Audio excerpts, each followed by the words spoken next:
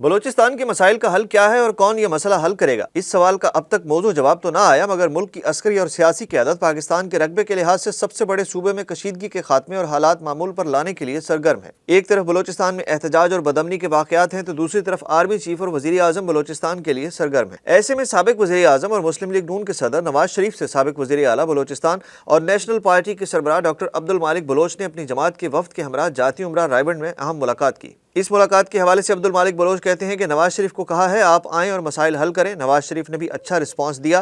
صدر اور وزیر اعظم بھی بلوچستان کا دورہ کر چکے ہیں اور وہ سمجھتے ہیں کہ نواز شریف بلوچستان کے مسائل کو بہتر طور پر سمجھتے ہیں، لیکن ذرائع کے مطابق اس ملاقات کی اندرونی کہانی میں یہ بات سامنے آئی ہے کہ نواز شریف نے فوری دورہ بلوچستان کا وعدہ نہیں کیا۔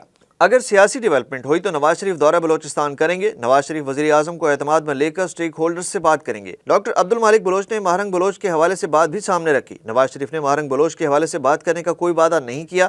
ذرائع کے مطابق نواز شریف کے کہنے پر سال 2013 سے 16 تک عبد المالک بلوچ ہی ملک اور بیرون ملک تمام ناراض بلوچ رہنماؤں سے ملے تھے، لیکن ذرائع کا یہ بھی کہنا ہے کہ حالیہ ملاقات کے تناظر میں نواز شریف تب تک بلوچستان کے مسائل کے حل کے لیے سنجیدہ کوششیں نہیں کریں گے جب تک انہیں تمام سٹیک ہولڈرز کی جانب سے اتفاق کا اشارہ نہ مل جائے۔